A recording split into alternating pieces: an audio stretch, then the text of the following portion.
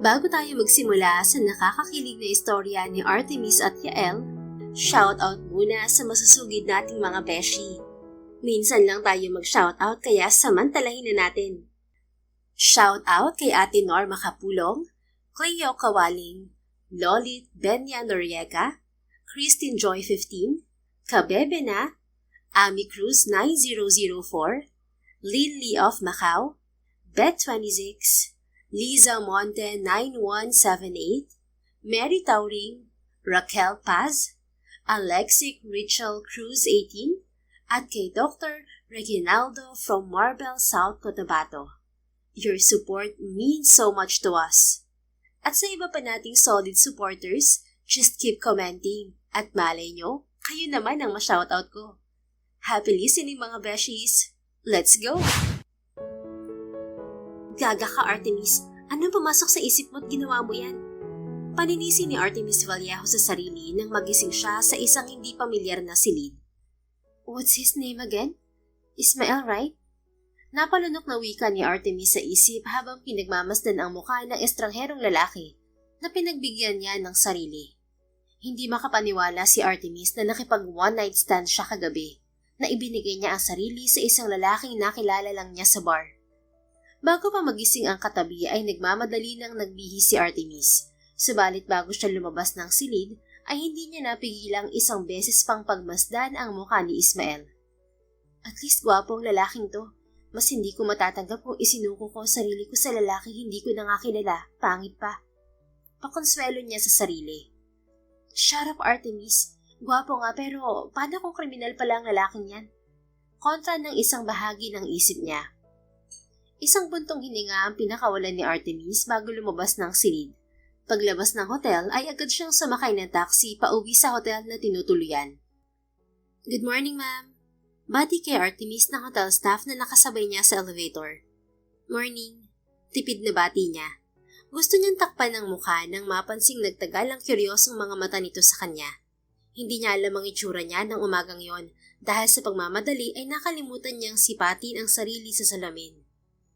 Pagdating ni Artemis sa kanyang hotel room ay nanghihinang napaupo siya sa kama. Bukod sa masakit ang ulo niya ay masakit din ang katawan niya. Akma niyang titingnan ng sarili sa hawak na cellphone ng magring yon. Sinagot niya yon nang makitang ang pinsang si Thea Liz ang tumatawag. Thea, hi. Kaswal na bati ni Artemis sa pinsan nang lumabas ang mukha nito sa screen. Anak si Thea Liz ng kanyang tita Sydney, isa sa mga pinsan ng kanyang amang si Cairo Vallejo. Kaedad niya si Thea, kaya naman sa mga pinsan niya ay ang babae ang pinakamalapit sa kanya. Artemis, anong nangyari sa'yo? Bakit namamagay ang labi mo? At bakit mapulay ang lieg mo? Is that a kiss mark on your neck? Tanong ni Thea. Nakaawang ang mga labi nito habang nakatitig sa kanya mula sa screen. Namula ng husto ang mukha niya. Shit! Kaya pala gano'n na lang kung makatingin sa akin yung taxi driver kanina, pati yung hotel staff na nakasabay ko sa elevator. What? Taxi driver? Umaga dyan sa Germany, hindi ba? Lumabas ka na ganyan ang itsura mo, Artemis? Muli ay puno ng pagtataka ang tanong ni Thea. Thea, I spent the night in another man's hotel room. Napapikit na wika niya sa pinsan. What do you mean, Artemis? Nakipag one-night stand ka? Hindi makapaniwalang tanong ni Thea. Kagat ang ibabang labing tumango si Artemis. Malakas na suminghap naman ng pinsan. Oh my God! Nakatikim ka ng German sausage, Artemis?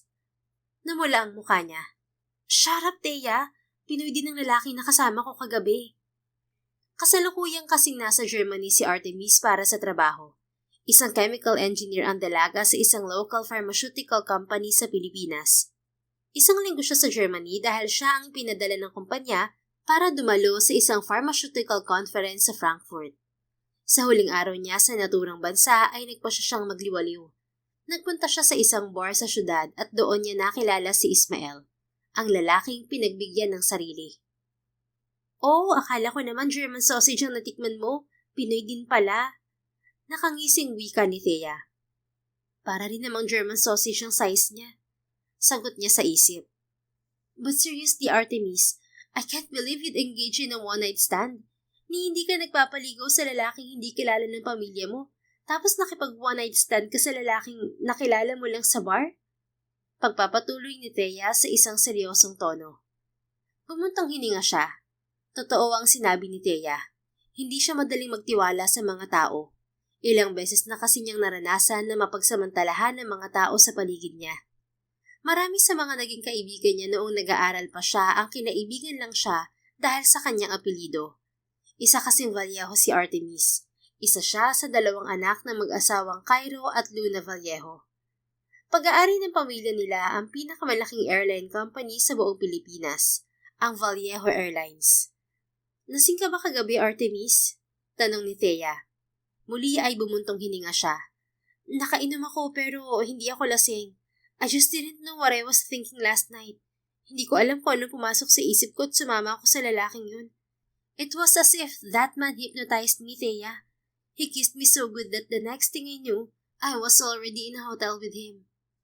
Halata nga na magaling humalik. Tinan mo yung itsura mo, para kang pinapak ng lalaking yun. Namula na parang kamatis ang mukha ni Artemis, lalo na nang bumalik sa kanya ang lahat ng ginawa sa kanya ni Yael kagabi, kung paano nito hinalikan ang buong katawan niya. My goodness, hindi pa rin ako makapaniwala na nakipag one night stand ka. Me too, Thea. I couldn't accept that I just gave away my virginity to someone I didn't even know. Sagot niya. Bukod sa hindi madaling magtiwala si Artemis sa mga tao, pihikan siya pagdating sa lalaki. Kaya sa edad na 30 ay wala pa siyang nagtatagal na nobyo. Hindi siya basta-basta nakikipag-date. Mabilis din siyang umayaw at magkipaghiwalay sa mga nagiging nobyo kapag may nakikita siya sa mga ito na ugaling ayaw niya. Nagsisisi man si Artemis sa ginawa niya kagabi ay hindi na niya maibabalik ang nawala sa kanya. Kailangan niyang tanggapin ang katotohanan na isinuko niya ang sarili sa isang estranghero.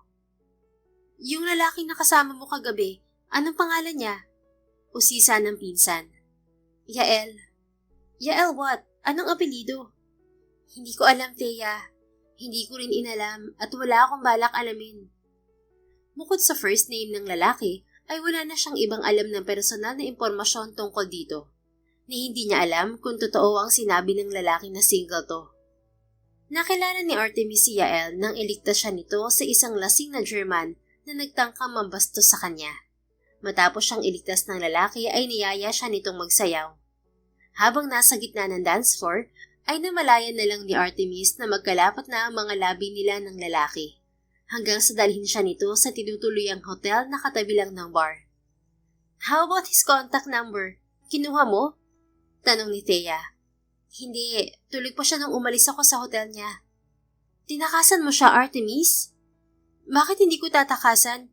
One night stand lang ang nangyari sa amin ng lalaking yun. Walang dahilan para kontakin ko siya. In fact, gusto ko na nga kalimutan yung nangyari sa amin. Wait, paano kung mabuntis ka? Did you use protection? Nag-aalala ang ani Thea. Napalunok si Artemis. Napamura siya sa isip nang mapagtantong hindi gumamit ng proteksyon ng lalaki. I'm safe, Thea. But if I get pregnant, then I will raise my child on my own. Hindi naman ako ang unang single parent sa mundo.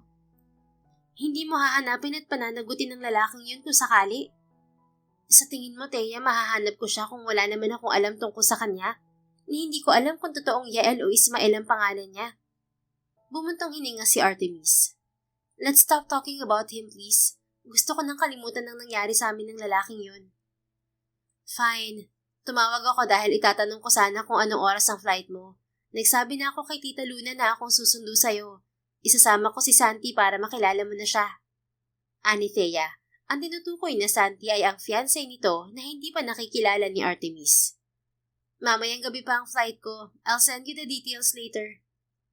Okay, sige na. Ibababa ko na para makaligo ka na.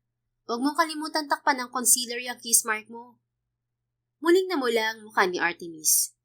Wait, Thea. Don't tell anyone about this, okay?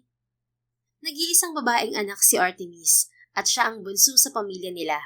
9 na taon ang tanda sa kanya ng nag-iisang kapatid na si Malakay. Kaya naman parehong protective sa kanya ang kanyang ama at kapatid. Kapag nalaman ng ama ang ginawa ni Artemis sa huling gabi niya sa Germany, ay sigurado siyang hindi maganda ang magiging reaksyon nito. You know I won't, Artemis. Mabilis na sagot ni Thea. Hindi ko ma-imagine ang magiging reaksyon ni Tito Cairo kapag nalaman niya nakipag one night stand ng unika-iha niya. Baka himatayin si Papa. Baka atakihin pa kamo. Ani Thea na muling nagbuntong hininga kay Artemis. Samantala sa hotel room ni Ismael o Yael, ganoon na lamang ang disappointment na binata nang magising siyang mag-isa na lang sa silid. Hindi man lang niya ako ginising bago siya umalis. Wala siyang iniwan kahit number niya. Hindi makapaniwalang wika ni Yael sa sarili. Ang tinutukoy niya ay ang babaeng nakasama niya kagabi. Nang tumunog ang doorbell ay nagmamadali niyang tinungo ang pinto sa pag-asang bumalik si Artemis. Subalit sa halip na ang magandang babaeng nakilala niya kagabi ang bumungad sa kanya, ay ang katrabaho at kaibigang si June ang nasa labas ng pinto. Isang commercial pilot si Yael sa Air Philippines, isang airline company sa Pilipinas. Sa kasalukuyan ay nasa isang hotel siya sa Frankfurt, Germany, dahil nagkaroon ng ilang araw na stopover period ang flight nila pabalik ng Pilipinas. Good morning, Kap. Pabirong bati kay Yael ng kaibigan. Tulad niya ay piloto rin si June. Ang lalaki ang isa sa dalawang co-pilot niya sa flight na yon. Akma siyang sasagot nang muling magsalita ang kaibigan. Yael, may pusa bang kumalmot sa'yo? Bumaba ang mga mata niya sa hubad na dibdib. Napansin niya ang ilang kalmot doon. Sa isang iglap ay bumalik sa kanya ang naganap ng nagdaang gabi. Wala siyang balak na lumabas ng hotel kagabi, subalit dahil hindi siya makatulog, ay nagpasya siyang magpunta sa malapit na bar. Doon niya nakilala ang magandang babaeng si Artemis. Hindi naniniwala si Yael sa love at first sight. Subalit unang pagdapo pa lang ng mga mata niya kay Artemis, ay nakuha na nito ang puso niya. Kaya nang makasayaw niya ang babae kagabi, ay hindi niya napigilan ng sariling tikman ang pupulang mga labi nito. Subalit nang magtagpo ang mga labi nila ni Artemis, ay hindi na sila nagpahiwalay sa isa't isa, hanggang sa mapunta sila ni Artemis sa hotel room niya. Yael pare, pareho nating alam na walang pusa dito sa hotel. Babae lang ang pwedeng may gawa niyan. Kaya pala hindi ko sumama sa amin kagabi, may ibang lakad ka pala. Sino yung tinatago mong girlfriend pare? Nandito talaga sa Germany o pinuntahan ka lang dito? Nakangising pagpapatuloy ni June bago pa siya makasagot. Tumikhim si Yael. She's not my girlfriend. Nakilala ko lang si Artemis kagabi. Namilog ang mga mata ng kaibigan. Ngayon ko lang yan narinig sa'yo. Hindi ka naman nakikipag one night stand ah. Lumunok si Yael at tumango. Seryoso siya pagdating sa pakikipagrelasyon. He doesn't engage in casual relationships. Lahat ng magiging nobya niya ay kinikilala niyang mabuti. Kaya hindi nakapagtataka ang reaksyon ni June dahil ni minsan ay hindi nag-uwi si Yael ng babaeng na kilala lamang niya sa bar. I didn't plan this, June. The moment I met this woman last night, I was instantly mesmerized. The next thing I knew, we were already here in my room. Anya sa kaibigan na hanggang ngayon ay laglag ang panga. Artemis ka mong pangalan? Anong lahi ng babaeng yan? Pinoy din. Nandyan pa ba sa hotel room mo? She already left. Tulog pa ako nang umalis siya. Hindi siya nag-iwan ng contact number. I didn't know anything about her, except her first name, and that she's only here in Germany for a work trip. Oh pare, baka naman hindi nagalingan sa'yo kaya tinakasan ka. Pabirong wika ni June. Kumunot ang noo ni Yael. Base sa naaalala niyang reaksyon ni Artemis ay mukhang nag-enjoy naman ito sa ginawa nila. Kahit kababayan natin yung Artemis na yan, sa lawak ng Pilipinas parang malabo pa sa sabaw ng pusit na magkita ulit kayo pare. Anak kaibigan. Magkikita ulit kami ni Artemis. Hahanapin ko siya.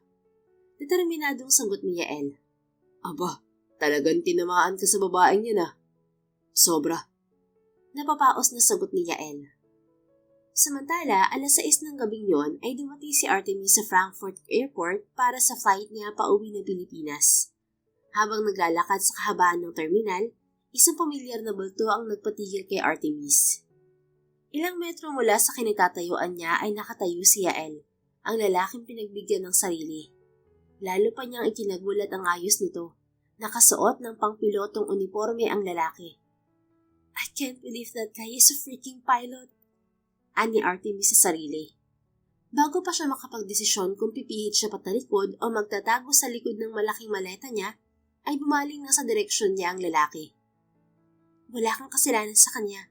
Kaya hindi ka dapat magtago, Artemis. Kung tutuusin, siyang may kasalanan dahil ninakaw niyang virginity mo. Anya sa sarili. Anong ninakaw? Kusa mong binigay, gaga?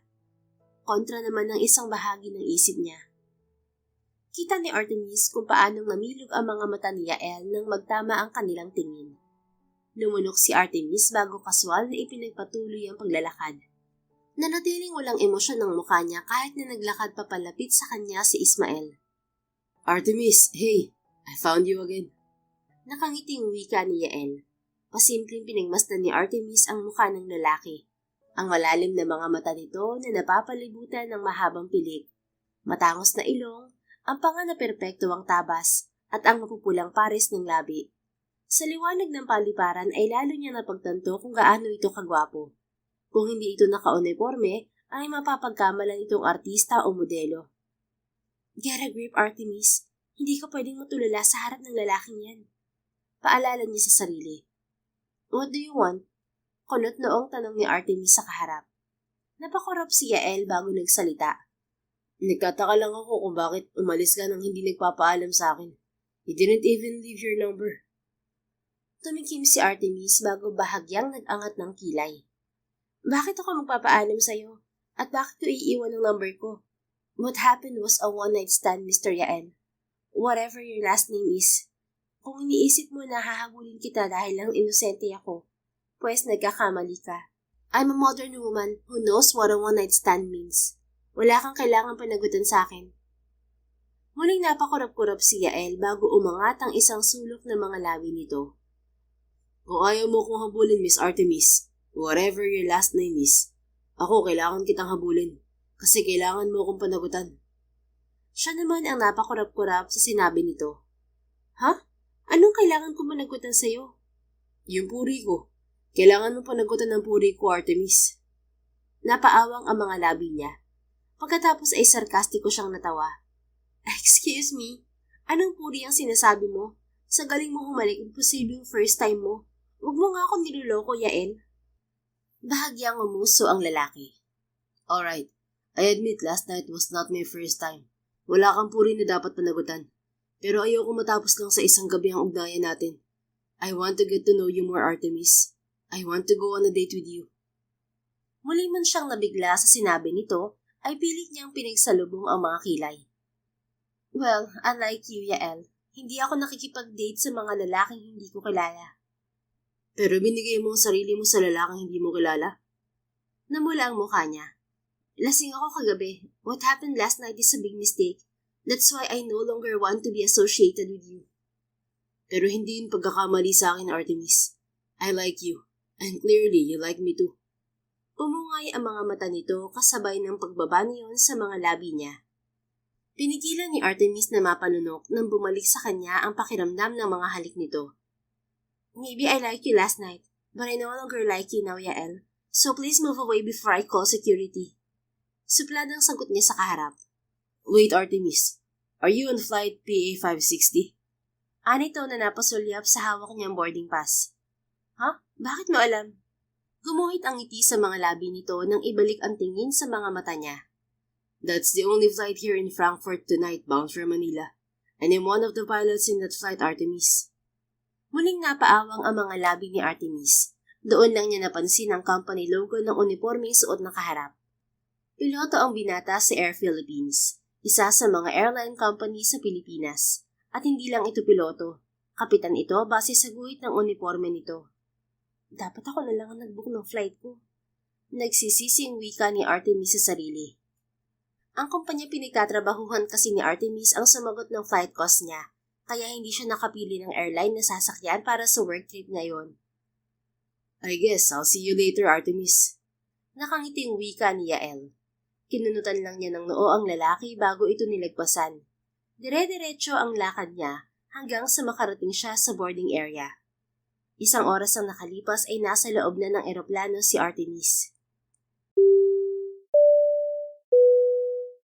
Good evening, ladies and gentlemen.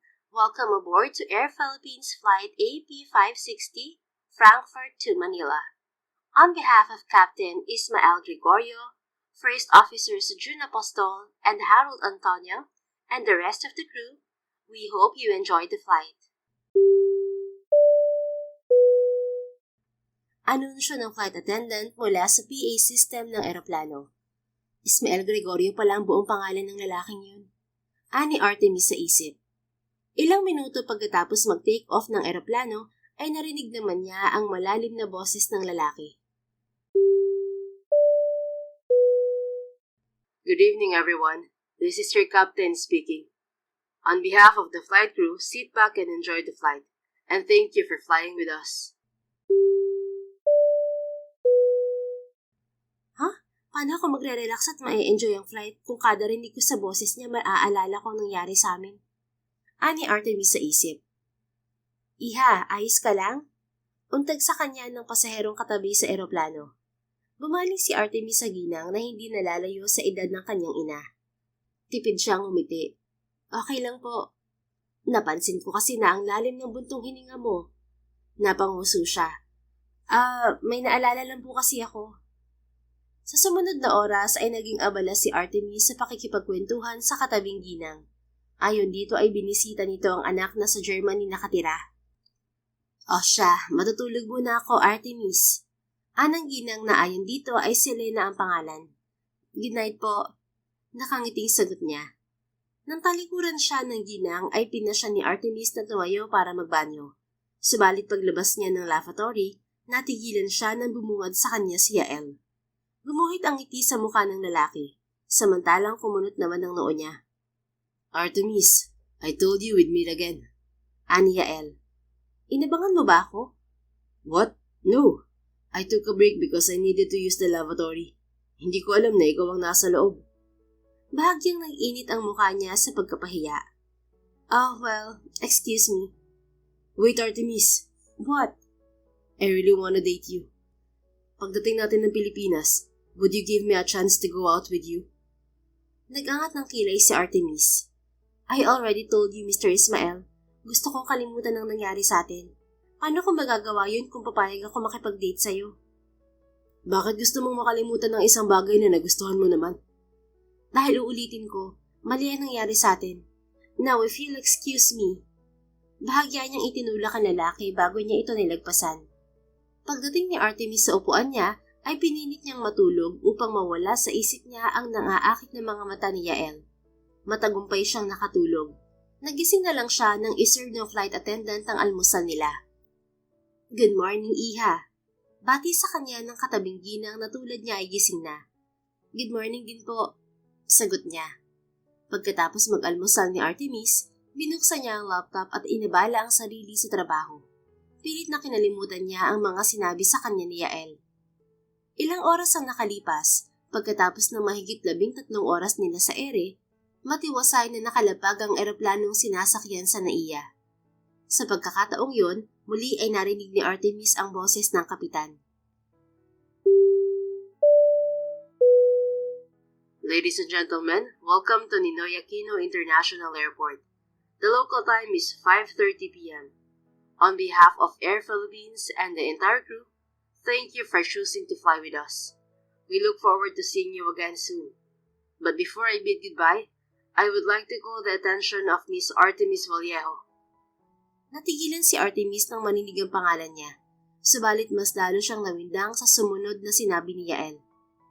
Miss Artemis Vallejo, I know you can hear me right now. I apologize if I resorted to this.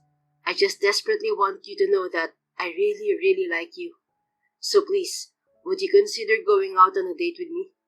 If your answer is yes, please wait for me on your seat. Thank you again. Thank you and have a good day, everyone.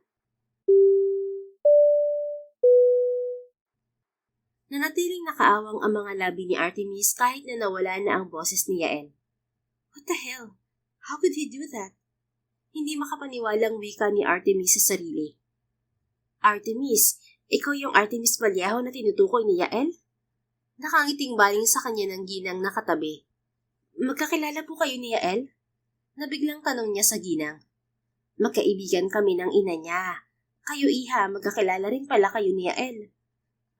Nagkakilala lang po kami sa Germany. I really don't know him. Lumaki ang ngiti ng ginang. Pero gusto ka raw niyang i-date, Iha. Mukhang tinamaan sa'yo ang batang yun. Namula ang mukha niya. Nako, mabait yang si Yael, iha. Hindi yan babaero at lalong hindi manloloko. Kaya sana'y pagbigyan mo. Pagpapatuloy ng ginang. O siya, bababa na ako. Hindi ko nakakausapin si Yael at baka maistorbo ko pang pagdiskarte niya sa'yo. Sana sa susunod na magkita kami, kasama ka na niya. Isang tipid ng ngiti lang ang isinagot ni Artemis sa ginang. Nanatili siya sa upuan niya hanggang sa maubos ang pasahero sa business class. Ma'am, do you need assistance? Tanong ng isang flight attendant na lumapit sa kanya. No, thank you. I'm waiting for, Captain Gregorio. Oh, you're Miss Artemis Vallejo, ma'am? Nakangiting tanong ng crew. Tumango siya at tipid ng ngumiti. Hindi pa rin nakakabawi sa anunsyong ginawa ni Yael. Ilang sandali pa ay natanaw na nga niya ang lalaki. Nang makita siya nito ay kumislap ang mga mata nito.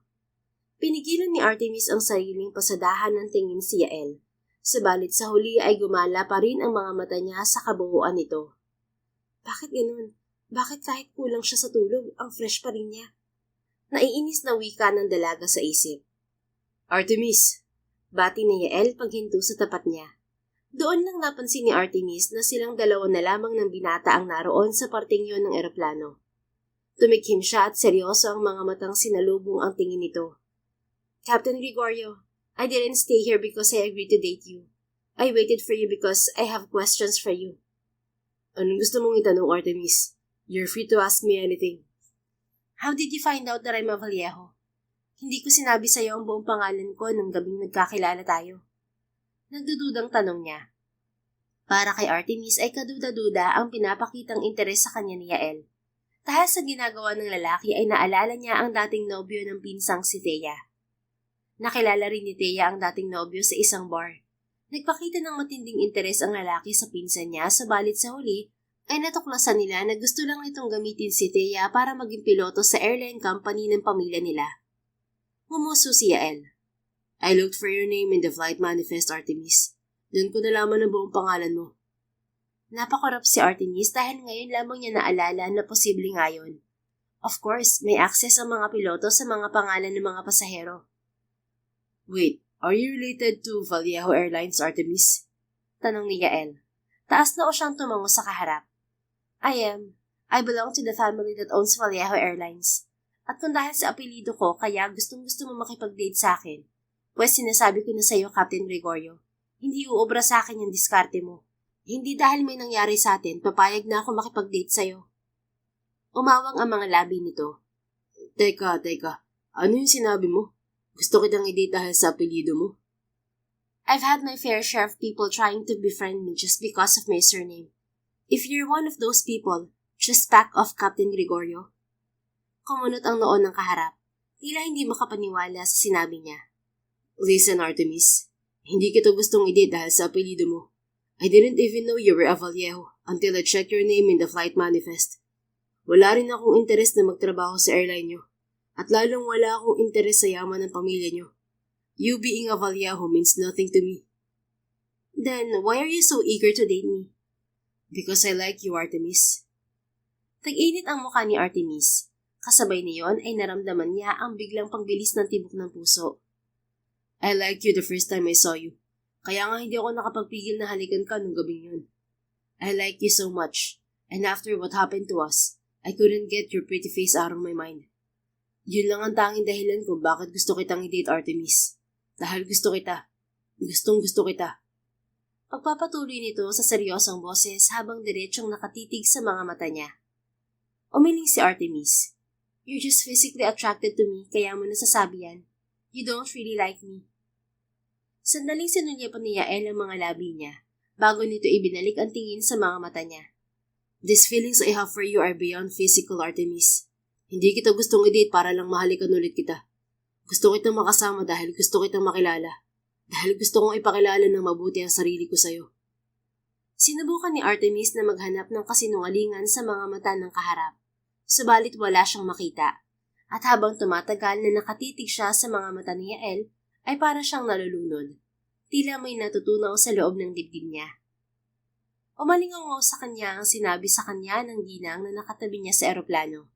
Ayon dito, mabuting lalaki si Yael at hindi manluloko. Fine, makikipag-date na ako sa'yo. Wika ni Artemis na nagpaawang sa mga labi ni Yael. Really?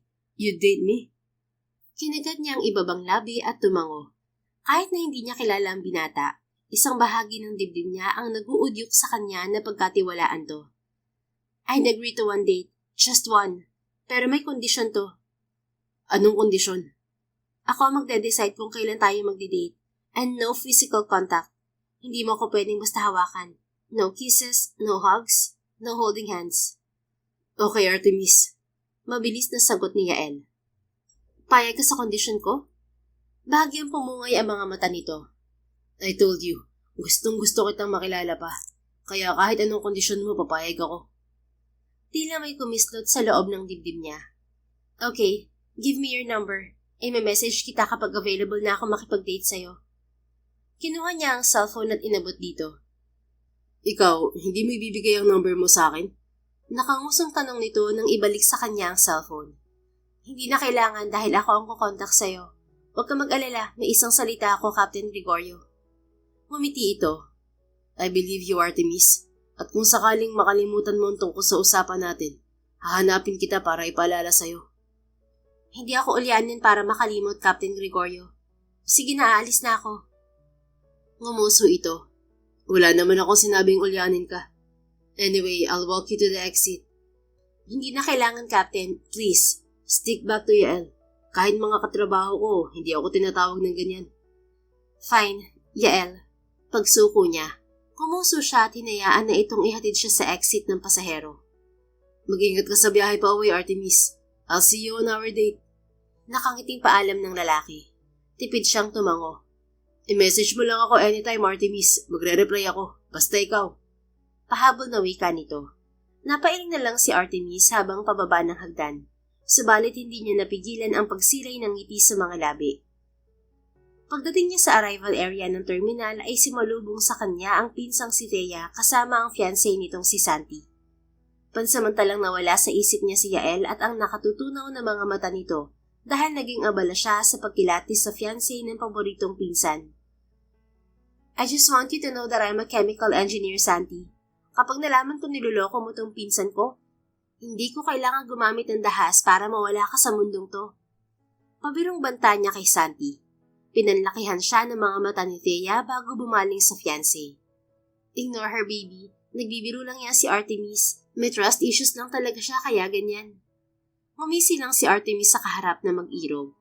Sa tingin niya ay wala naman siyang dapat na ipag-alala dahil habang pinagmamasdan niya si Thea at Santi, ay kitang-kita niya ang pagmamahal ng lalaki sa kanyang pinsan. Walang duda na mahal nito si Thea.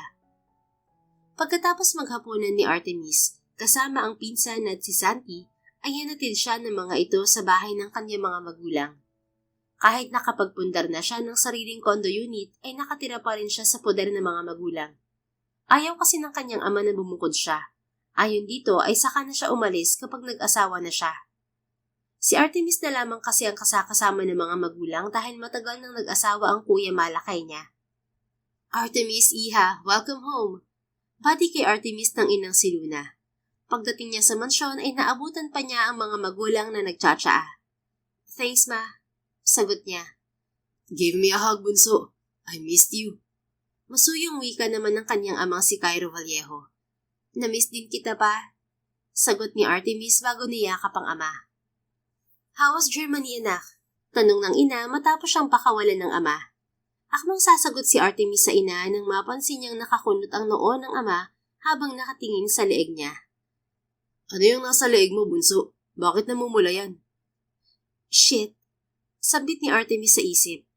Bago siya bumiyahe pa uwi ng Pilipinas ay nilagyan niya ng concealer ang parting yun ng leeg. Subalit naghilamos siya kanina sa banyo ng airport at nagpalit ng pang-itaas, kaya marahil ay lumulas ang makeup na inilagay niya roon. Mabilis na hinawakan ni Artemis ang leeg. Wala pa. Kagat lang ng lamok. Nakagat ako ng lamok sa Germany. May lamok sa Germany? Oo naman pa. Mas malalaki nga lamok doon, imported. Nanangkit lang ang mata ng ama. Sigurado kang lamok ang kumagat, hindi lalaki? Cairo? Saway ni Luna sa asawa. Nagtatanong lang ako, Luna. Sagot ni Cairo bago ibinalik ang tingin sa anak. Bunso, hindi ako pinanganak kahapon. Papunta ka pa lang, pabalik na ako. Alam ko ang pagkakaiba ng pantal sa kiss mark. Now answer me. Who gave you that kiss mark? Ano pa, boyfriend ko po. Naisagot ni Artemis sa pagkataranta. You have a boyfriend that we don't know about? Kunot ang noong tanong ng ama. Napalunok si Artemis. Ganoon ang reaksyon nito dahil lahat ng nakarelasyon niya at naging manliligaw ay ipinapakilala niya sa mga magulang. I just met Yael in Germany pa, kaya hindi ko pa nasasabi sa inyo. Yael is your boyfriend's name, Iha? Kalmadong tanong ng ina. Kagat ang labing tumango si Artemis. Ismael Gregorio. He's a pilot, pa. Sa airline natin? Tanong ng ina. Sa Air Philippines po, ma. Sa Germany mo lang nakilala ang lalaking yan tapos boyfriend mo na agad? Tila hindi makapaniwalang tanong ng ama. Lumunok si Artemis. Well, Yael and I immediately hit off pa. Cairo, stop questioning your daughter. Malaki na yang si Artemis. Alam na niyang ginagawa niya. Wika ni Luna sa asawa. I'm just concerned with our daughter, Luna. Getting into a relationship with someone she barely knows is concerning. Lahat ng maniligaw ng anak natin ipinakilala niya sa atin. Ito lang ang hindi. Pa, ipapakilala ko naman si Yael. Putol niya sa ama. Then bring that boyfriend of yours here tomorrow. Teka pa. Hindi ko alam kung pwede si Yael bukas. Siya ang piloto ng eroplanong sinakin ko pa uwi. Pagod siya at sigurado magpapahinga yun bukas. Hindi ba pwedeng isakripisyo ng lalaki yan ang pahinga niya para makilala ang pamilya ng girlfriend niya? Nakaangat ang kilay na tanong nito. Aba, noong piloto pa ako sa airline, kahit kagagaling ko lang sa New York, dumidiretso agad ako sa mama mo para manligaw. Hoy darling, hindi ka naman nanligaw. Binabago mong istorya natin. Nakaingos na wika ni Luna sa asawa. Nanligaw ako noong sinusuyo ko kayo ni Malakay. Hindi ba ligaw ang tawag doon? Sagot naman ni Cairo bago ibinalik ang tingin sa bunsong anak. Ang gusto kong sabihin, bunso, kung importante ka talaga sa lalaking yan, kahit pagod siya, kapag sinabi mong gusto mo siyang makita, pupuntahan ka niya. Fine pa, papupuntahan ko si Yael bukas. Sa huli ay wika ni Artemis sa ama. Aasahan ko yan, bunso. Ika-cancel ko ang lakad namin bukas ng Tito Austin mo. Wika nito na ang tinutukoy ay ang nag-iisang kapatid. Aakyat na ako, pa. Magsha-shower pa ako at tatawagan ko si Yael. Paalam niya sa mga magulang.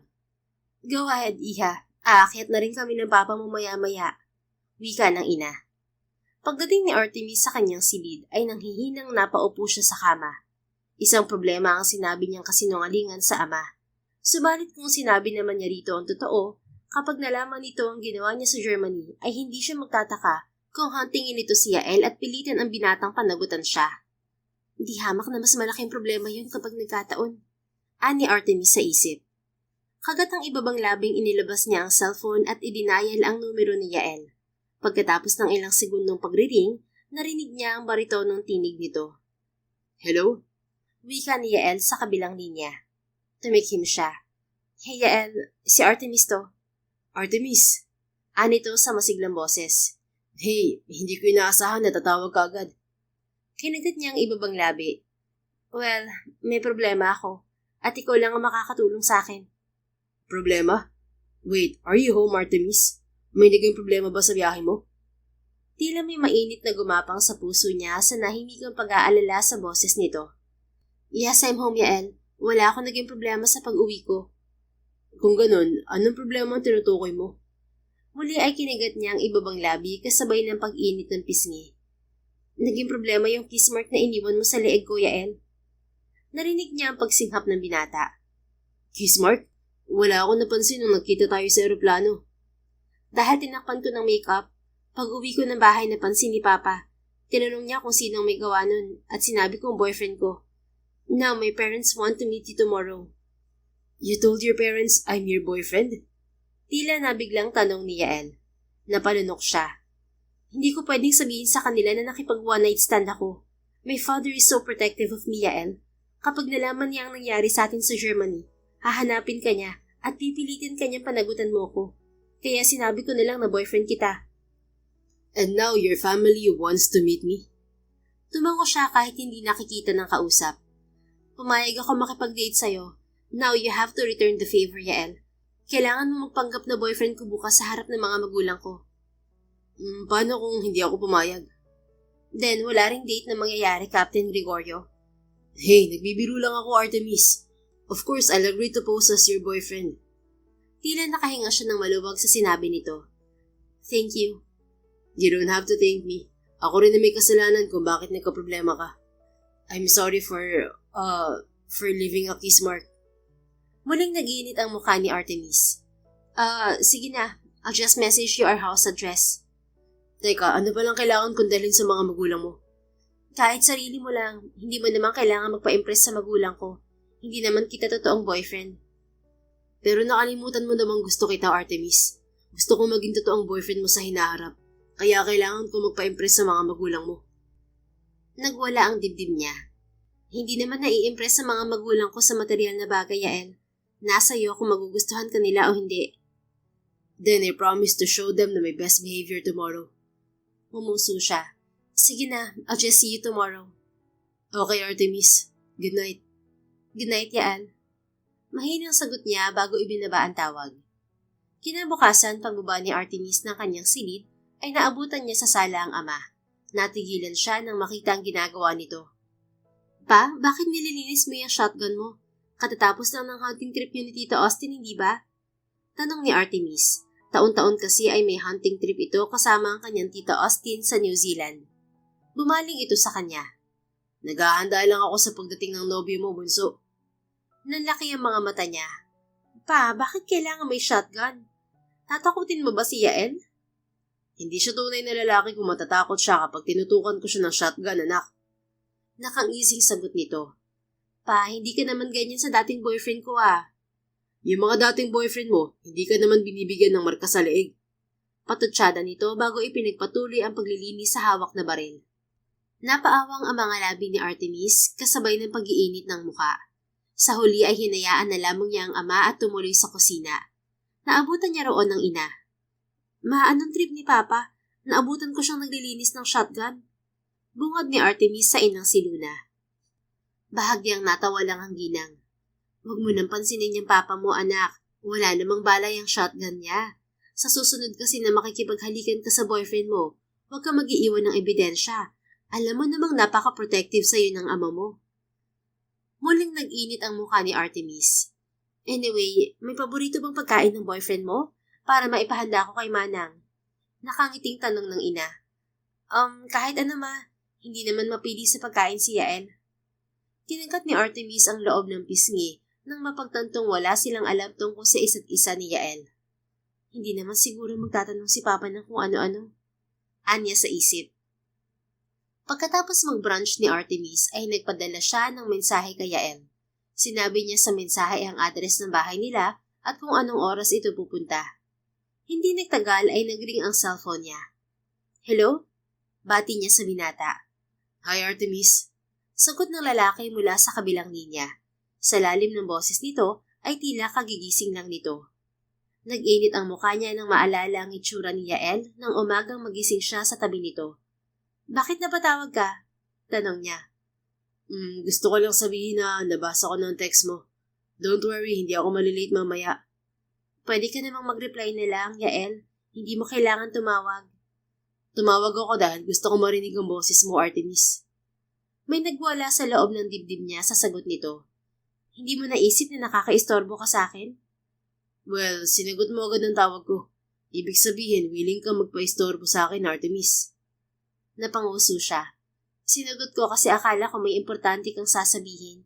Ngayong alam kong wala naman pala, edi ibababa ko na. Bahagya ito natawa. Alright, thanks for answering my call. Sige na. Wait, may nakalimutan ako sabihin, Artemis. Ano?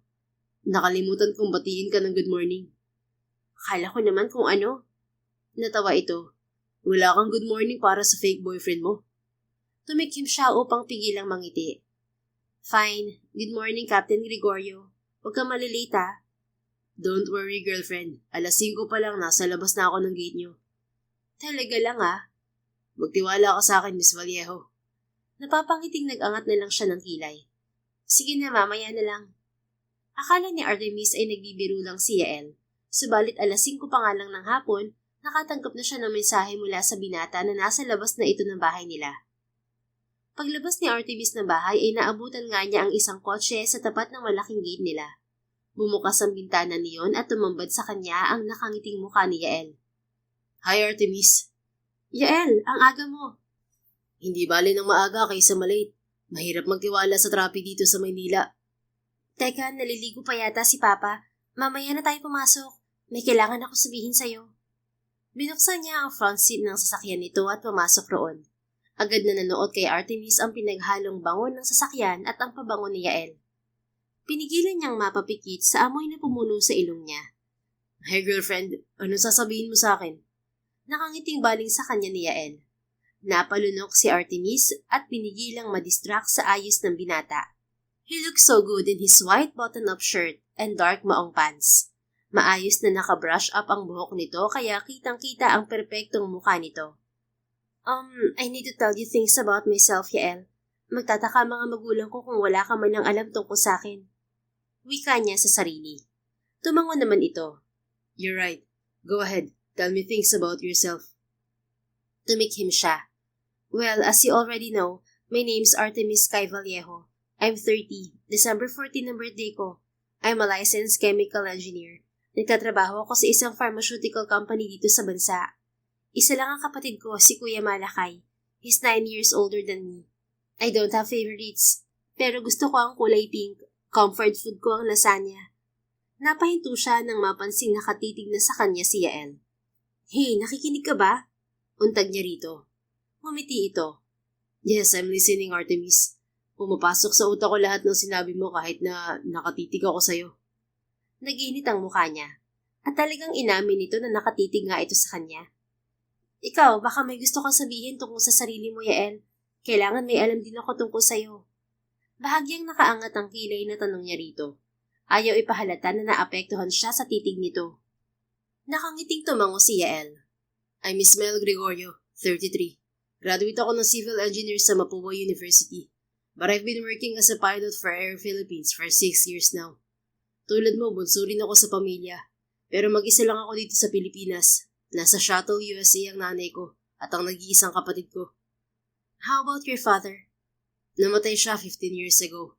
Nagkaroon ng bagong asawa ang nanay ko at nag-migrate siya sa US kasama ang bago niyang asawa. Oh, I'm sorry about your father. Ngumiti si Yael. It's okay, Artemis. Anyway, mahilig ako sa native Filipino food. Kare-kare ang paborito ko lalo na yung luto ni Mama. How about favorite color? Meron ba? Wala akong paboritong kulay. Wait, meron pala. Light brown. Light brown? Napakunot noong gagad niya. Yan ang kulay ng mga mata mo, di ba? Light brown. That's my favorite color, Artemis. Anito habang nakatitig sa mga mata niya.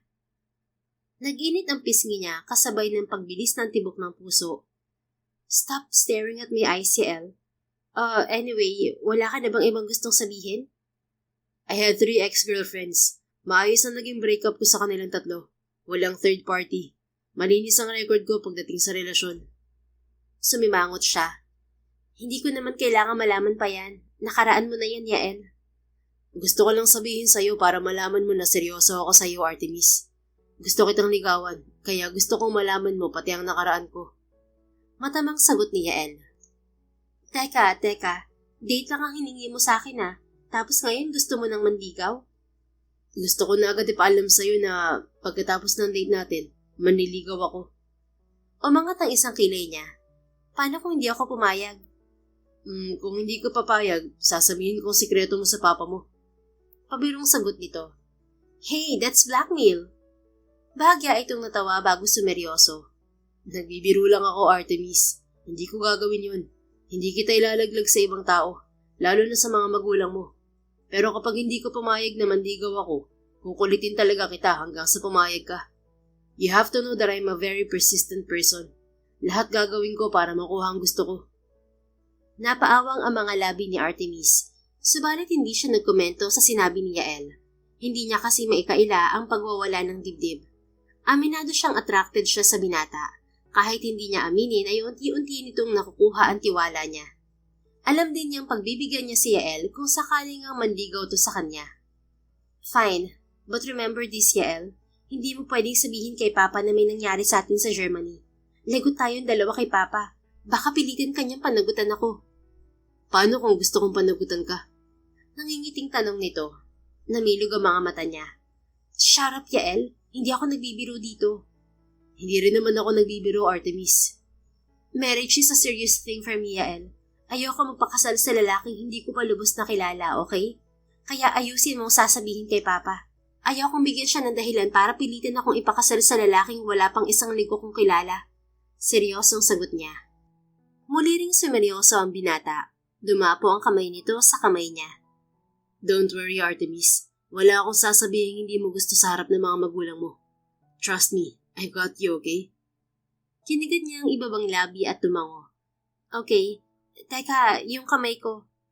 Nakangusong nag-angat ng kilay si Yael. Ngayong haharap akong boyfriend mo sa mga magulang mo, bawal pa rin ba ang physical contact, Artemis? Fine, sige. Pwede mong hawakan ng kamay ko. How about kiss? Pwede kitang halikan? Hoy, anong kiss? Sobra na yon. Besides, hindi papayag si Papa na maghalikan tayo sa harap niya. Umisi si Yael. Biro lang yun, Artemis. Mahawakan ko lang ang kamay mo, solve na ako.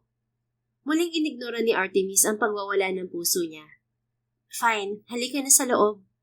Nang maipasok ni Yael ang sasakyan nito sa loob ng kabahayan nila, ay sakalang napansin ni Artemis ang 2 bouquet ng rosas at isang bote ng wine sa backseat. Sinabi ko na sa'yo na hindi mo kailangang magdala ng kahit na ano, Yael. Baling niya sa lalaki.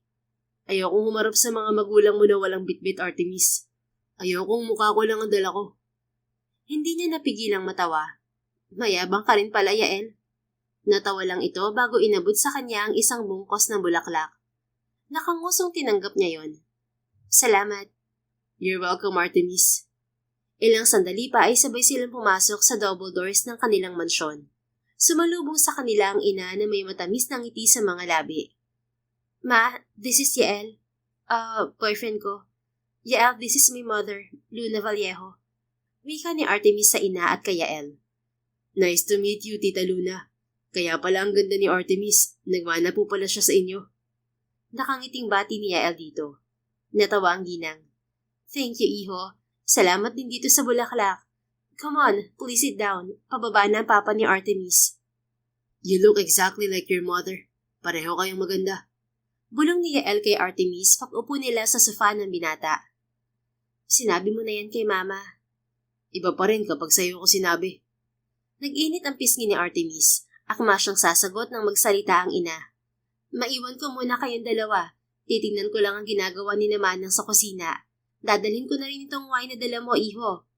Anang ina, iniwan sila nito ni Yael sa sala. Your mother seems to like me, Artemis. Nakangiting baling sa kanya ni Yael. Wala ka naman talaga magiging problema kay Mama. Si Papa ang mahirap i-please. Sagot niya. Akmang magsasalita si Yael nang isang malakas na tikhim ang narinig nila. Sabay silang nag-angat ng tingin ng binata sa pinanggalingan niyon. Kasalukuyang pababa ng grand staircase si Cairo Vallejo. Hawak nito ang shotgun na nililinis nito kanina. Gustong sapuhin ni Artemis ang mukha habang nakatingin sa ama. Bakit may dalang shotgun ng papa mo, Artemis?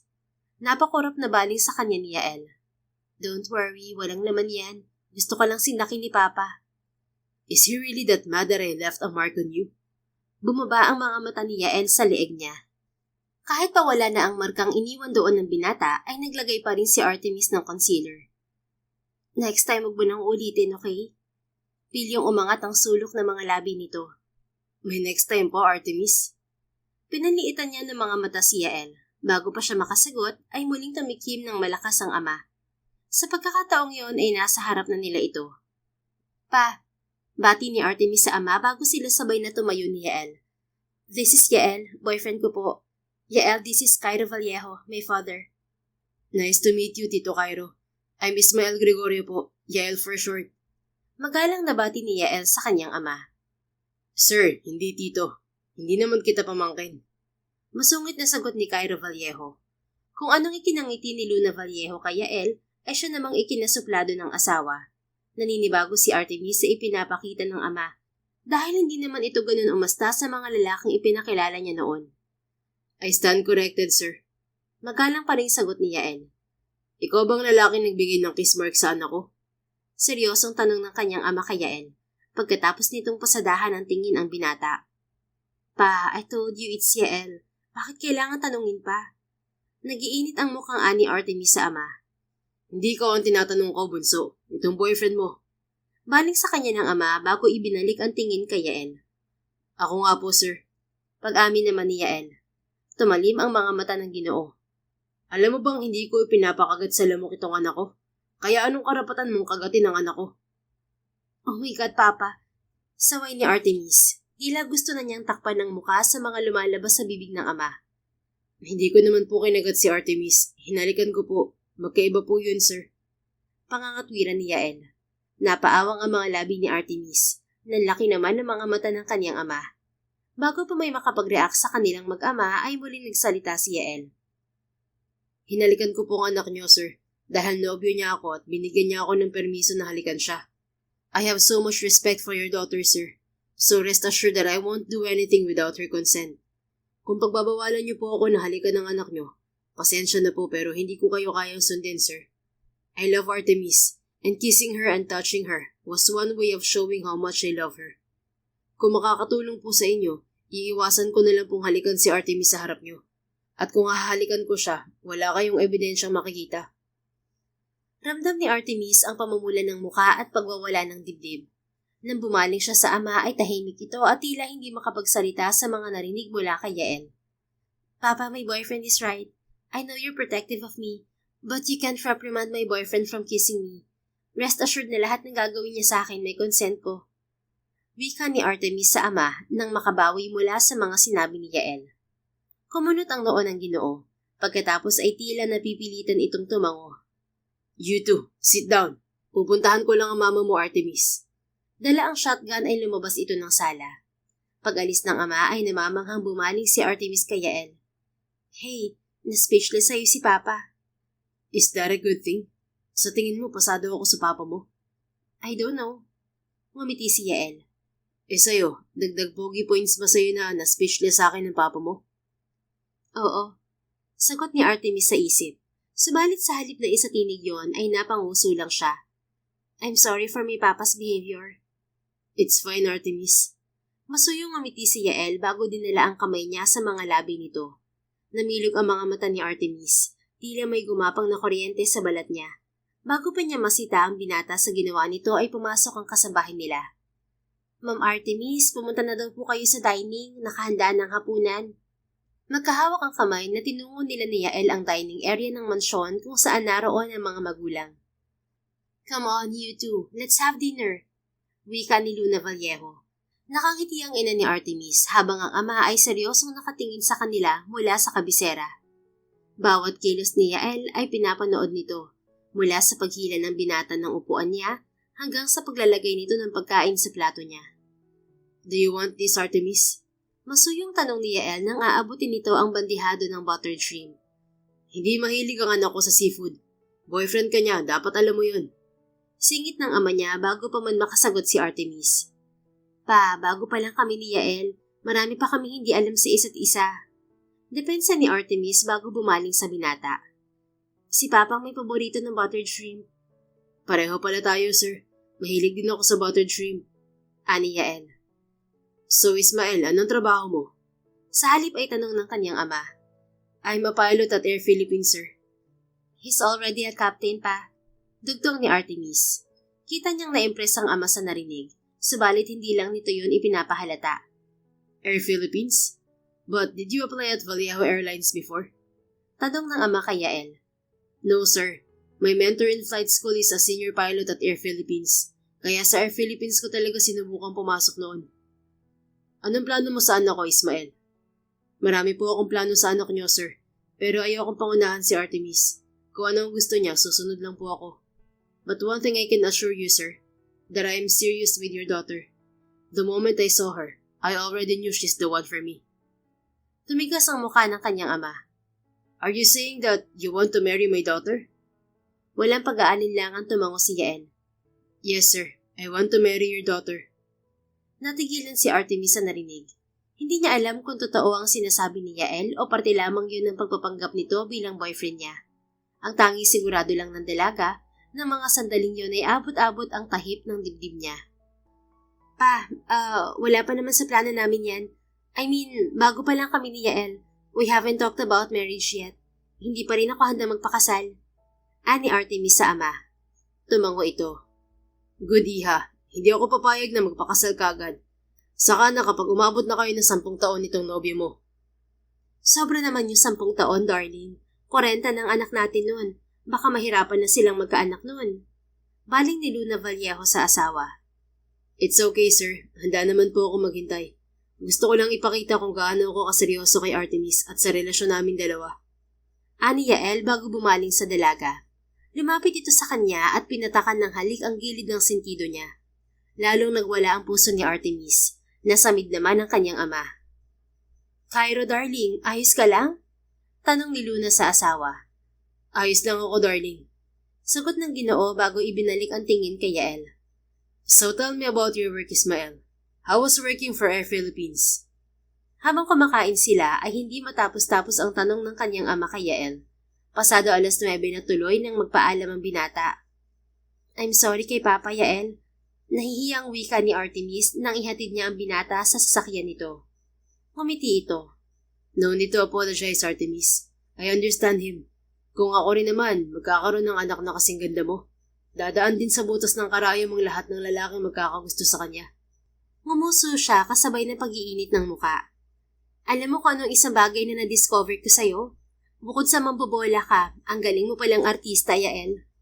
Hindi kita binobola, Artemis. At lahat ng sinabi ko sa'yo at sa harap ng mga magulang mo, totoo. Alam ko nagpapanggap lang akong boyfriend mo. Pero totoo lahat ng lumabas sa bibig ko. Even the part that you want to marry me? Masuyong tumango ang binata. Yes, Artemis. I told you I fell for you the very first time I saw you. Sigurado na akong ikaw ang babaeng gusto kong pakasalan. Siguro para sa'yo mahirap paniwalaan yun. Kaya humihingi ako ng pagkakataon sa'yo para maipakita na totoo itong nararamdaman ko. Lumunok siya. Sa susunod na linggo, libre ka, Yael? Nakangiti itong tumango. Wala akong duty sa susunod na weekend. Good. Sundiin mo ako dito sa bahay. Mag-date tayo. Namilog ang mga mata nito. Really? Thank you, girlfriend. Hey, hindi mo na ako girlfriend Tapos na ang pagpapanggap natin. Ngayong araw lang yon, Yael. Nangingiting nag-angat ng kilay ang binata. Paano kung imbitahan ulit ako ng pamilya mo? Di kailangan ko ulit magpanggap na boyfriend mo. Sasabihin kong naghiwalay na tayo. Sa tingin mo, maniniwala ang papa mo na pumayag makipaghiwalay sa iyo ang lalaking gustong-gusto kang pakasalan? Humuso siya bago sa huli ay pabirong umirap. Sige na, umuwi ka na. Alam kong hindi ka pa nakakabawi ng pahinga. Teka, Artemis, may tatanong pa ako. Ano yon? You're back at work tomorrow, right? Oo, bakit? Sa Miyerkules pa ang next duty ko. Pwede ba kitang sunduin sa trabaho bukas? Sa susunod na linggo pa ang date natin, Yael. Susunduin lang kita. Hindi ko sinabing magde-date tayo, Artemis. Nakangiting sagot nito. Fine, sige na nga. Tila napipilitang sagot niya. Subalit sa loob niya ay nagwawala na ang puso niya. Lumawak ang ngiti ni Yael. Thank you, Artemis. Good night. I'll see you tomorrow. Good night, Yael. Bago pumasok sa sasakyan nito ang binata ay isang halik ang iginawad nito sa pisngi niya. Napaawang na lamang ang mga labi ni Artemis habang nakasunod ang tingin kay Yael na hindi mawala ang pilyong ngiti sa mga labi. Ang lalaking yun, sabi ko holding hands lang ang pwede, pero nakatatlong halik siya sa akin. Pumapalatak na wika niya sa sarili pag alis ng kotse ni Yael. Sus, gusto mo rin naman, Artemis. Sagot sa kanya ng isang bahagi ng isip. Nakangusang pumasok si Artemis sa loob ng bahay. Naabutan niya ang ina sa kusina. Si Papa po, Ma. Tanong niya sa ina na gumagawa ng tsaa. Umakit sa kwarto, Iha. Tumawag kasi ang Tito Austin mo. Nakaalis na si Yael? Yes, Ma. Kakaalis lang. Marahang umiti sa kanya ang ina. Pagpasensyahan mo na ang papa mo, anak. Alam mo naman na baby ka ng papa mo. Ngayon ka lang namin nakitang seryoso sa isang relasyon. Kaya natatakot siyang iwan mo kami para bumuo ng sariling pamilya. Kumunot ang noo niya. Ma, bago pa lang kami ni Yael. But that man is very serious about you, Iha. Narinig mo naman ang mga sinabi niya kanina. Halata rin namin ng papa mo na ganoon din ang nararamdaman mo kay Yael. You looked at him like how I looked at your father, anak. Halos maghugis puso mga mata mo kanina. Really, ma? Ganun ako tumingin kay Yael? Natigilan at hindi makapaniwalang tanong niya. Masuyong umiti ang ina. Ngayon lang kita nakitang tumingin ng ganun sa isang lalaki, anak. Napalunok si Artemis. Dahil sa sinabing yun ng ina, bigla ay napagtanto niya na may nararamdaman nga siya kay Yael. Siguro noong gabing nagkakilala sila sa bar ay agad na siyang nahulog sa binata. Kaya niya nagawang ibigay ang sarili dito. Itinanggi lang niya ang nararamdaman kay Yael dahil hindi niya kilala ang binata at hindi niya matanggap na nagkagusto siya sa lalaking estranghero. But now that her mother confirmed her feelings for her, Artemis could no longer deny it. Hinawakan ni Artemis ang braso ng ina. Ma, kahit naman na-in love ako, kahit na magpakasal ako sa hinaharap, kahit na umalis ako dito sa bahay, hindi ibig sabihin nun iiwan ko kayo ni Papa. I'll always be your daughter. I know, anak. Don't worry, nabigla lang ang papa mo kaya ganyan ang reaksyon niya.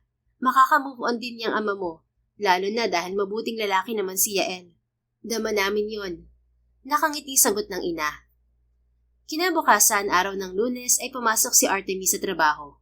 Nang hapong yon, pagbaba niya sa lobby ng pinagtatrabahuhang gusali ay nakita nga niya si Yael. Parang modelo ang binata na nakaupo sa sofa. Lutang na lutang ang kagwapuhan nito kahit simpleng polo shirt at maong na pantalon lamang ang suot. Nang magtama ang mga mata nila ng binata ay ngumiti ito at tumayo. Otomatikong nagwala naman ang puso ni Artemis. Artemis, malaki ang ngiting bati ni Yael. Yael, kaswal na bati niya. Uy Artemis, hindi mo ba ako ipapakilala sa sundo mo? Siko sa kanya ng katrabahong si Rika na nakalimutan niyang nasa tabi niya. Tumikim siya at ipinakilala si Yael sa katrabaho. Yael, si Rika, katrabaho ko. Rika si Yael. Manliligaw ni Artemis. Dugtong ni Yael sa sinabi niya. Nice to meet you, Yael.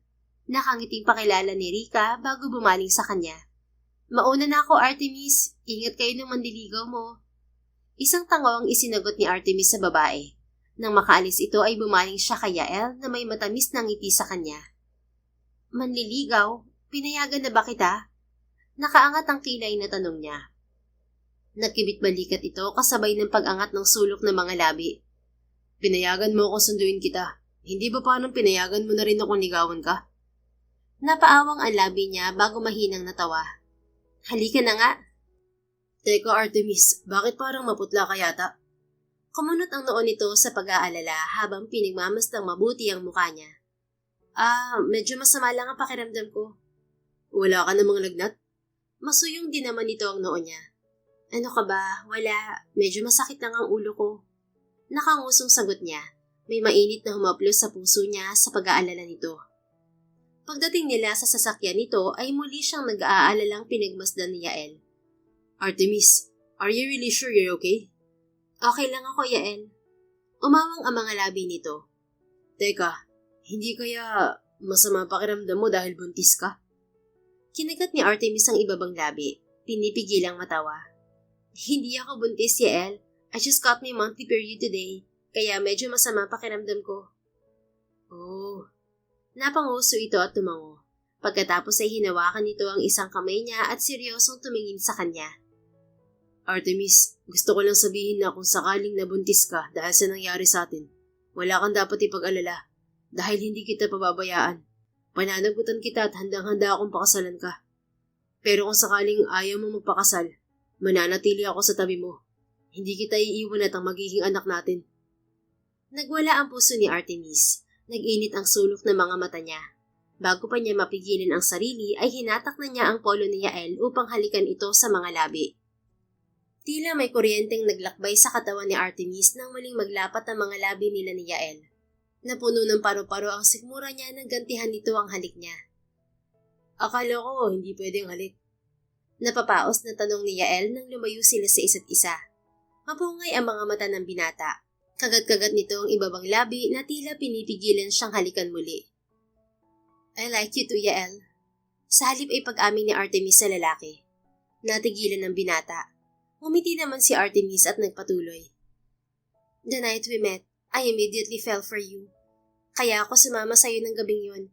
Pero itinanggi ko ang nararamdaman ko sa'yo dahil ayokong tanggapin na nahulog ako sa taong hindi ko kilala.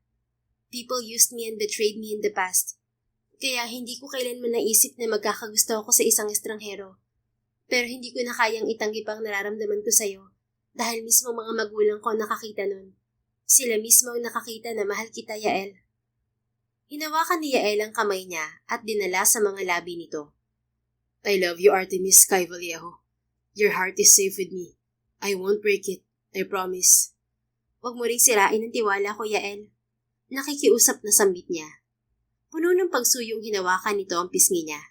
Alam kong hindi pa natin lubos na kilala ang isa't isa, pero pwede mong ipagkatiwala ang sarili mo sa akin. I promise I will not betray you. I will never break your trust. I will only love you with all my heart, Artemis. Marahan siyang tumangaw bago muling inabot ang mga labi nito. Sa pagkakataong yun ay mas masuyo at maingat ang halik na pinagsaluhan nila ng binata. Artemis, maybe? Does this mean I'm your boyfriend now? Masuyo at nakangiting tanong ni Yael nang maghiwalay ang mga labi nila. Hindi pa kita boyfriend. Manligaw ka muna, Captain Gregorio. Nakangusong sagot niya. No problem. Liligawan kita hanggang sa ready ka nang ipromote ako bilang official boyfriend mo. Anito bago pinatakan ng halik ang pisngi niya. O teka, naniligaw ka pa lang ah. Bakit nanghahalik ka na? Ikaw po ang naunang humalik sa akin, Miss Vallejo. Nakangising sagot nito. Sige na nga. Kunway napilit ang sagot niya, kahit ang totoo ay sabik din siya sa mga labi nito. Kinabukasan ay muli siyang sinundo ni Yael sa trabaho. Sabay silang kumain ng hapunan bago siya nito ihatid sa bahay ng mga magulang. Pagdating ng Huwebes ng umaga, bago siya pumasok sa trabaho ay nakatanggap si Artemis ng tawag mula kay Yael. Kahapon umalis ang binata para sa flight nito pa Shuttle USA. Ako talaga ang una mong tinawagan paglapag mo dyan ah. Nakangiting wika niya kay Yael na nasa kabilang linya.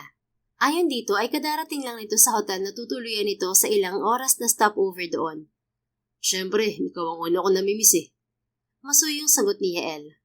Hindi napigil ni Artemis ang ngiting sumilay sa mga labi. Ikaw ba, hindi mo namimiss tong gwapo mong manliligaw? Future boyfriend at future husband? Tanong ni Yael. Ang dami mo namang title, parang sigurado ka na sa future ah.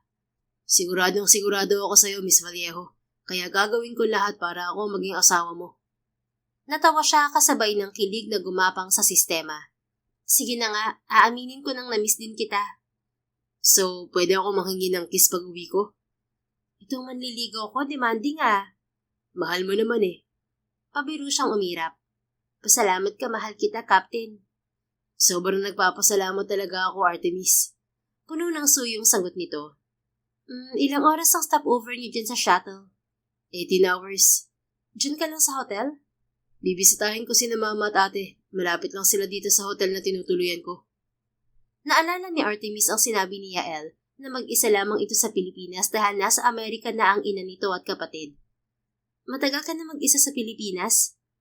10 years ago nung sumunod si Ate Yasmin kay mama sa shuttle. Nagkasakit kasi siya kaya kinailangan niyang umalis ng Pilipinas. Anong naging sakit ng kapatid mo? She got depressed, Artemis. My sister almost took her life before. Napasinghap siya. Oh, I'm sorry. It's okay. My sister has recovered now. Matagal na rin inihinto ng psychiatrist niya ang mga gamot niya. That's good to hear, Yael. Matagal ka na pala mag-isa dito sa Pilipinas. Hindi mo ba naisip na sumunod sa kapatid at mama mo? Mas gusto ko sa Pilipinas. Saka kung pinili ko sa Amerika tumira, baka hindi ko nakilala ang future wife ko. Bumalik ang ngiti sa mga labi niya. Ewan ko sa iyong lalaki ka.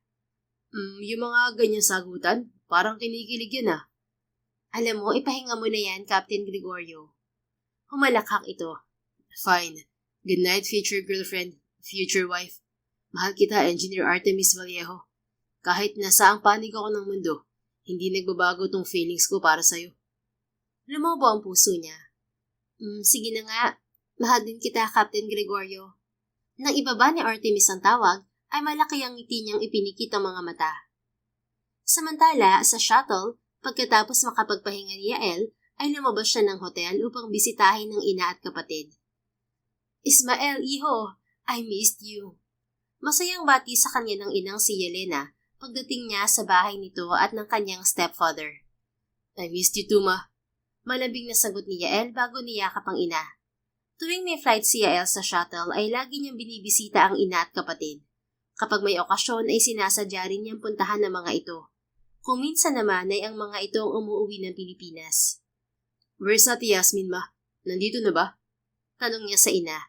May sariling apartment ang nakatatandang kapatid, subalit dahil alam nitong nasa shuttle siya, ay napagkasunduan nilang magkita sa bahay ng ina. Kagabi pa nandito ang ate mo, may pinabili lang ako sa grocery. Ilang sandali pa nga ay dumating ang kapatid ni Yael. Kasama ng ate Yasmin niya ang fiancé na si Eric na isang Filipino-American. Ismael, bunso, parang lalo kang gumapo ngayon ah. Malaki ang ngising wika ng kanyang ate Yasmin. Matagal na akong gwapo, ate. Natawang sagot ni Yael. Tinapik-tapik nito ang balikat niya. Alam ko naman, bunso, pero parang may kakaiba sa'yo ngayon. In love ka ba, Ismael? Kusang gumuhit ang ngiti sa mga labi ni Yael. I am, Ate Yas. Nakilala ko ng babaeng gusto kong pakasalan. Namilog ang mga mata ng kapatid. Oh my God, really, bunso? Aba, dalhin mo dito ang girlfriend mo at nang makilala namin ni Mama. Nililigawan ko pa lang, ate. But I can't wait for you to meet Artemis. Namunok siya bago seryosong tiningnan ng kapatid. I hope you accept her, Ate Yas. Ha? Bakit naman hindi ko tatanggapin yung babaeng mahal mo? May criminal record ba yan? Pabirong tanong ng kapatid. Because she's a Vallejo, Ate Yas. Kapatid siya ni Kay Vallejo, yung ex-boyfriend mo. Muli ay napalunok si Yael habang hinihintay ang magiging reaksyon ng kapatid. Dating nakarelasyon ni Ate Yasmin niya si Mala Kay Vallejo, ang nakatatandang kapatid ni Artemis. Ang lalaki ang isa sa mga dahilan kung bakit dinapuan ng depresyon ang kapatid niya.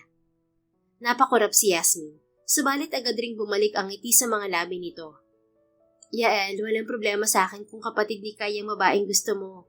Alam mo naman na matagal na ako nakamuon sa lalaking yun. Masaya na ako sa buhay ko dito sa shuttle. You have nothing to worry about, okay? I don't mind if my future sister-in-law is Malakay's sister. Nakahinga siya ng maluwag sa sinabi ng kapatid.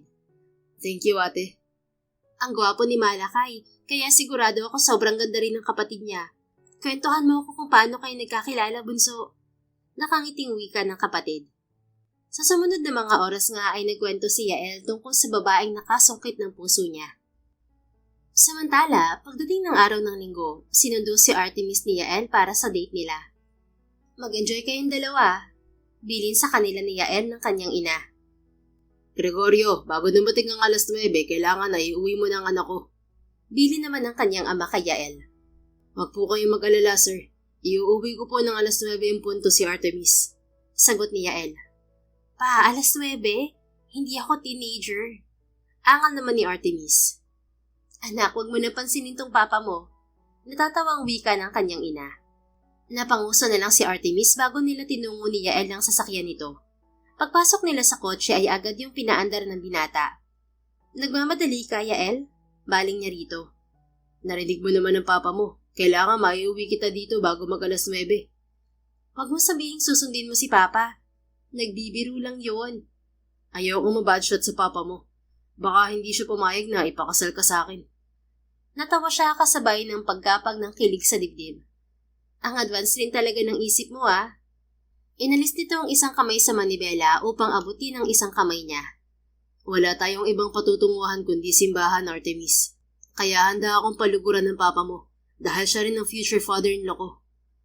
Mabuti pala wala dito si Kuya Kay. Kung nandito yon, dalawa silang paluluguran mo. Nasaan pala ang kapatid mo, Artemis? Baling sa kanya ni Yael. Nasa Switzerland, nagbabakasyon kasama ang pamilya niya. Piloto rin siya gaya mo. I know your brother, Artemis. Really? Yes. Naging ex-boyfriend din siya ng kapatid ko. Namilog ang mga mata niya. Really? What's your sister's name? Yasmin. Kinagat ni Artemis ang ibabang labi nang hindi lumihistro sa kanya ang pangalan ng kapatid ni Yael. I'm sorry, hindi pamilyar sa akin, Yael. May pagka-playboy kasi si Kuya Kay bago siya makapag-asawa. Hindi ko alam kung sino-sino ang mga nakarelasyon niya nung binata pa siya. It's okay, Artemis. Ayon kay ate, hindi sandali lang ang naging relasyon nila. Nalaman ko lang din na naging boyfriend ng ate ko si Kay Vallejo pagkatapos nilang maghiwalay. Ikaw, Sabi mo seryoso ka sa lahat ng mga naging relasyon mo. Bakit kayo naghiwalay ng mga ex-girlfriend mo? Ngumiti ito at pinisil ang kamay niya. My relationship before didn't work out because they were not the right one for me. Yung babaeng para sa akin katabi ko ngayon. Gumapang ang kilig sa katawan ni Artemis. Kaya naman nang ihinto ni Yael ng sasakyan sa stoplight ay hinalikan niya ito sa pisngi. Pambihira to nililigawan ko. Nagnanakaw ng halik.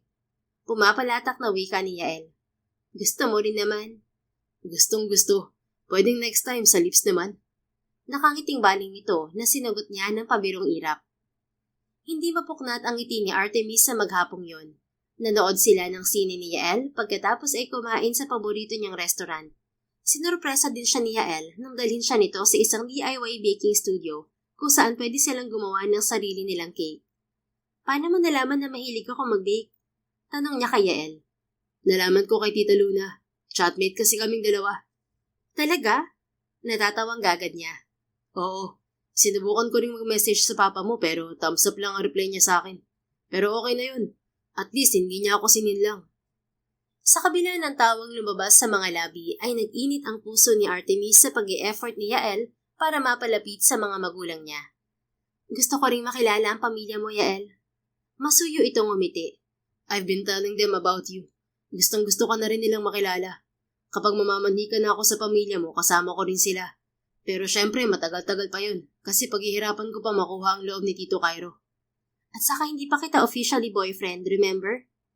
Don't worry, willing po ako maghintay, kahit gaano katagal. Sagot nito na muling nagpainit sa puso niya. Tulad ng bili ng ama, saktong 9:00 ng gabi ay hinatid na siya ni Yael sa bahay ng mga magulang. Sa sumunod na mga araw at linggo ay nagpatuloy ang panliligaw sa kanya ni Yael. Kapag wala itong duty ay sinusundo siya nito sa trabaho. Kahit nasa ibang bansa ito ay hindi ito pumapalya sa pagtawag sa kanya.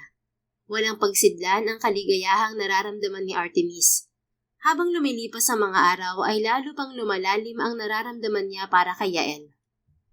Araw ng linggo, nasa isang coffee shop si Artemis sa NAIA Terminal 3 nang mag-ring ang cellphone niya. Agad niyang sinagot ang tawag nang makita ang pangalan ni Yael. Hello, Captain Gregorio? Bati niya sa lalaki. Artemis, ano itong nabasa ko message mo na nandito ka sa NAIA? Nandito ako para sunduin ka, Cap. Nakangiting sagot niya. Ngayon ang dating ni Yael mula sa flight nito sa Riyadh. Wala siyang pasok ng araw na yon kaya nagpa siya siyang sunduin ng binata. Sa nakaraang mga araw at linggo ay laging si Yael ang sumusundo sa kanya. Kaya sa pagkakataong yon ay naisipan niyang siya naman ang mag-abang sa binata. Isa pa ay gusto niya itong makita na suot ang uniforme nito. Nakababa ka na ng eroplano, Captain? Tanong niya nang walang marinig na sagot dito. I'm sorry. Hindi ako makapaniwala na sinundo ako ng nililigawan ko.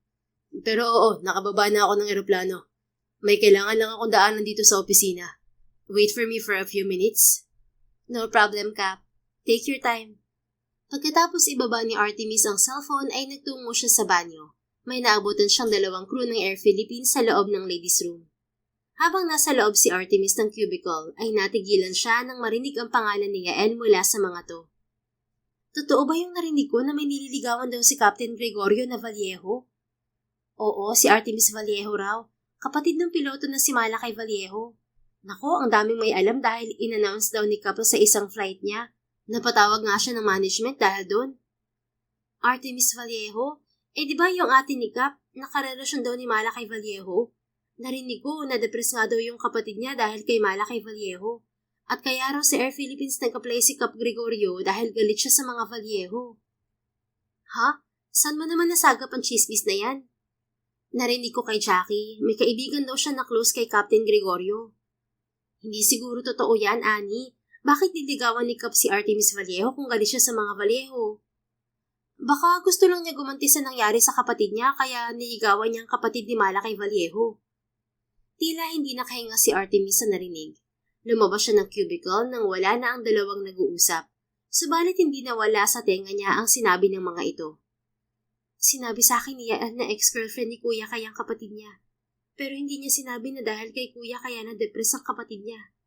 Paano kung totoo sinabi ng mga babaeng yun na ginagamit ang ako ni Yael para gumanti sa nangyari sa kapatid niya? Paano kung noong gabing nagkakilala kami, sinadya niya talagang lapitan ako?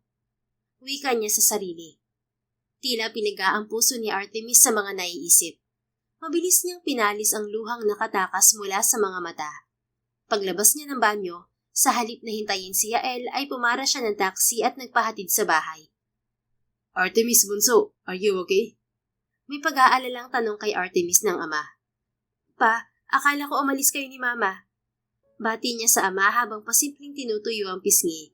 Dire-diretso ang lakad niya kaya hindi niya agad napansin na ang presensya nito. Ang mama mo lang ang umalis, kasama si na Tita Paris sa Tita London mo. Hey, are you okay bunso? Bakit umiiyak ka? Tumayo ito mula sa inuupo ang sofa at nag-aalalang lumapit sa kanya. Pilit siyang mamiti sa ama. Pa, I'm okay. Napuwing lang ako. Kunot ang noong hinawakan nito ang balikat niya. I know when you're lying to me. What's the problem, Iha? Kanina excited kang umalis ng bahay. Ngayon umuwi kang umiiyak. Sinaktan ka ba ni Ismael? Nang marinig ang pangalan ng lalaki ay muling bumagsak ang mga luha ni Artemis. Sa huli ay yumakap siya sa ama at inilabas dito ang bumabagabag sa kanya. Do you believe those rumors, Iha? Maingat na tanong ng ama. Pa, gusto ko magtiwala kay Yael, pero ilang beses nang nasira ang tiwala ko ng ibang tao. Papa, I love Yael so much. Hindi ko kakayanin kapag nalaman ko na niloloko niya lang ako, na hindi totoo ang nararamdaman niya sa akin. Masuyong tinuyo ng ama ang pisngi niya. Before you conclude anything, you need to hear Yael's side first, anak. Give your boyfriend the benefit of the doubt. Napatitig siya sa kalmadong mukha nito. Naniniwala ka na totoo sa akin si Yael, Papa? I still don't know him very well, but I don't think he's the kind of man who can do such things. I know the look of a man genuinely in love, Artemis, at ganoon ang nakikita ko sa mga mata ng lalaking yun tuwing tinitingnan ka niya. So I believe that Ismael loves you, anak. Ngumiti ito at hinaplos ang buhok niya. Stop worrying. I know some people have failed you in the past, but I don't think that man will fail you. You need to trust Ismael. Sa sinabing yun ng ama ay naliwanagan ang puso at isip niya. Sa isang iglap, lahat ng pangamba ni Artemis ay naglaho. Nang ibabaw ang pagtitiwala niya kay Yael. Papa, you really like Yael, don't you? Nangingiting tanong ni Artemis sa ama. Humuso ang papa niya. Don't tell him yet. But yeah, I like him for you, anak. Hindi ko lang matanggap na malapit na niyang kunin sa akin ang bunso ko. Papa, kahit magpakasal kaming dalawa ni Yael, hindi naman ako mawawala sa'yo. I'll always be your bunso. Akala ko ba, hindi ka pa handang magpakasal, anak? Nagbago ng isip ko, Papa. Gusto ko nang pakasalan si Yael. Bumuntong hininga ang ama. Give me 1 more year, anak. Papa, paano kung mabuntis ako? Pabirong tanong niya na ikinasalubong ng mga kilay nito. Abat, hindi ka lang ba sa leg hinahalikan ng lalaking yun, Artemis? Siyempre, Papa. Anong siyempre? Saan ka ba hinahalikan ng lalaking yun? Sa lips. Hinahalikan niya ako sa lips pa. And don't worry, hindi kami magpapakasal agad ni Yael. Nakangiting sagot niya sa ama. Hindi na nito kailangang malaman ang totoong nangyari sa kanila ni Yael sa Germany dahil sa kanilang dalawa na lamang yun ng binata. Teka, Papa, I have to go. Babalik ako sa airport. Magkikita kami ni Yael doon. Siguradong hinahanap na niya ako. Hintayin mo na lang siya dito, bunso. I'm sure he'll go straight here. Akma niyang ilalabas ang cellphone para tawagan ang binata nang pumasok ang kasambahay nila at sabihing dumating si Yael. Si bunso, I told you he'd come here. Papunta pa lang kayo, pabalik na ako. Sige na, go and talk to him. Nakangiting wika ng ama. Niyakap to ni Artemis bago siya lumabas para salubungin si Yael. Magulo ang buhok ng lalaki at puno ng pag-aalala ang muka. Sa kabila niyon, hindi mapintasan ang kagwapuhan nito sa suot na uniforme. Bago ito makalapit sa kanya, ay sinugod na niya ito at mahigpit na niyakap. Ilang sandali siyang nasa bisig ni Yael bago ito masuyong humiwalay upang hawakan ang mukha niya. Artemis, thank God you're safe. Akala ko may nangyaring masama sa'yo. Sinubukan kitang tawagan pero hindi ka sumasagot. I searched for you at the terminal but you weren't there. I'm sorry, Yael. Totoong nasa terminal ako kanina pero umuwi ako bago pa tayo magkita. What's wrong? Masama bang pakiramdam mo? Nag-aalalang tanong nito. Habang nakatingin sa nag-aalalang mukha ni Yael, ay gustong sampanin ni Artemis ang sarili kung bakit niya ito nagawang pagdudahan. Mula noong umpisa ay nakita at naramdaman niya na totoo ito sa kanya. Lumunok siya kasabay ng pag-iinit ng sulok ng mga mata. Kanina bago tayo magkita, narinig ko ang ilang katrabaho mo na pinag-uusapan ka sa banyo. Narinig ko mula sa kanila na si Kuya kayang dahilan kung bakit nagkasakit ang kapatid mo. At hinala nila na niligawan mo lang ako para gumanti sa nangyari sa kapatid mo. Na ayaw mong magtrabaho sa Vallejo Airlines dahil galit ka sa pamilya namin. Napaawang ang mga labi nito. Pagkatapos ay mariing umiling. Isa lang ang totoo sa mga narinig mo, Artemis. Totoo nga kapatid mo ang dahilan kung bakit na-depress ang ate ko. Minahal niya ng sobra ang kapatid mo at nahirapan siyang makamove on nang iwan siya ni Mala kay Vallejo. Bakit hindi mo nabanggit sa akin, Yael? Dahil matagal na yun. Kaya para sa akin, hindi na importante ang detaling yun. Matagal na ring okay ang kapatid ko. Nung sabihin ko sa kanya ang tungkol sa'yo, baliwala sa kanya na kapatid ka ni Malakay. Gaya ng sinabi ko sa papa mo, pinili ko sa Air Philippines magtrabaho dahil sa naging mentor ko sa flight school. I was never mad at the Vallejos. How can I, if the woman I love the most belongs to the Vallejos? Masuyong hinaplos niya ay lang mukha niya. Walang ibang dahilan kung bakit kita nilapitan ng gabing magkakilala tayo, kundi dahil gusto kita, Artemis. I fell for you the first time I saw you. Mahal kita, kaya kita nililigawan. Kaya ako gustong maging nobya mo at kalaunan maging asawa mo. Mahal na mahal kita, kaya gusto kitang mapasakin habang buhay. Yun lang ang dahilan at wala nang iba, Artemis. Hindi kita magagawang lokohin. Kinuha ni Artemis ang isang kamay ni Yael at dinala sa mga labi niya. I believe you, Yael. I'm sorry for running away. Patawarin mo ako kung pinagdudahan ko ang pagmamahal mo sa akin. Shh, I understand, baby. Don't worry. Hindi ako magsasawang patunayan sa iyo ang pagmamahal ko. Masuyong sagot nito. Hindi mo na kailangan patunayan, Yael. I believe you with all my heart. From now on, I will never doubt you and your love for me. I love you, Ismael Gregorio, my former manliligaw, my boyfriend, my future husband. Namilog ang mga mata nito. Former manliligaw? Ibig sabihin, boyfriend mo na ako? Kumikislap sa luha ang mga matang tumango siya. You're officially my boyfriend now, Captain Ismael Gregorio. Pwede na ring fiancé kung kaya mong mag-propose ngayon. Sa gulat niya ay biglang lumuhod sa kanya ang binata.